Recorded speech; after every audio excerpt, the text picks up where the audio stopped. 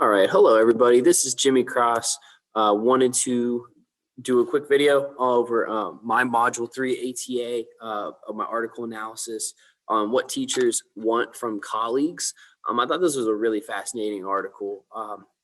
Being in higher education, we talk a lot about retention rates for students, and I think it's really interesting to flip it to the other side to see and hear more about a retention rate for teachers, educators, all that kind of stuff. My field as an admission counselor is heavily in um, open doors. There's a lot of people that come and go a lot of the times throughout the admission world. So it's really interesting to kind of read this article and kind of compare it to the kind of situations my colleagues, I've seen people come and go after a year, 2 years, 3 years, 5 years. A lot of people are either in it for 5 years and out, or they're in it for life, similar to kind of how this article kind of brings that together. So the main thesis for this article, experienced teachers and school leaders should consider adding support new teachers to their resolutions for the coming year.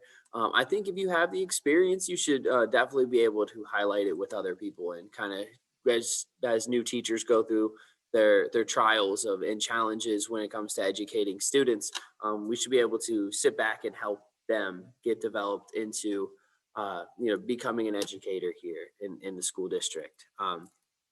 Also, I've listened to with interest to their stories about the people and patterns that influence their decisions about whether to return to classroom teachers. And there's a lot of great things I think this article really covers.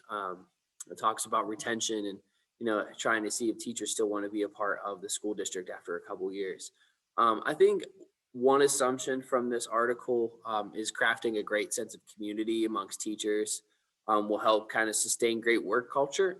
I think when you have a really great sense of community and people genuinely feel that, people are more inclined to work harder and be a part of something that is bigger than themselves and understand the mission and the value behind the mission of the school district and how we're going to benefit our students from this.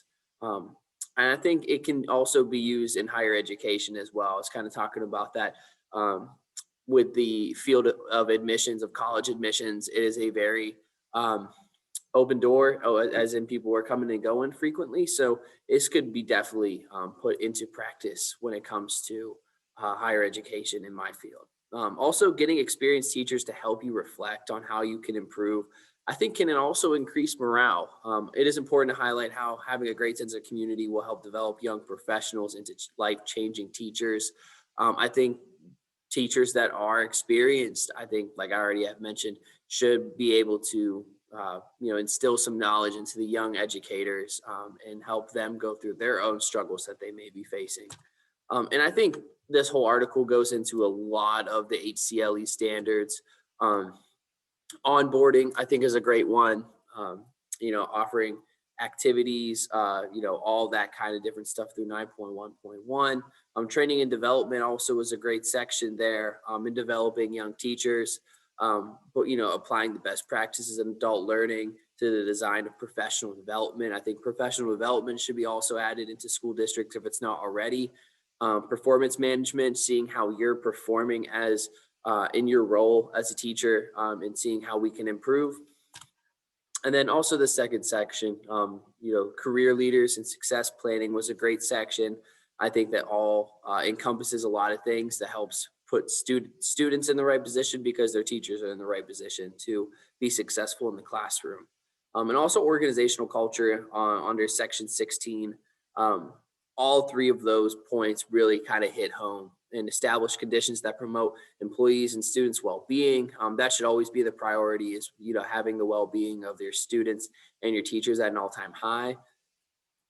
Maintaining a self and professional environment, and also assess and address gaps between current and desired organizational culture. I think it's a really great way to kind of sum everything up. Overall, I really enjoyed this article. I think it was a very fascinating one because students, in order for them to be successful, we have to put our teachers in the right positions to be successful. In order for us to do that, we have to create a great sense of community within our whole school districts that will further benefit the students' learning, which will overall benefit our entire community, because a lot of these students, when they graduate, will stay in the area, and having great teachers really will help them support their school district even more, and be more engaged in the classroom and having their parents engaged in the classroom. It all starts with the teachers and the young teachers that can relate to them, to these students, because they're as close to as young as they are.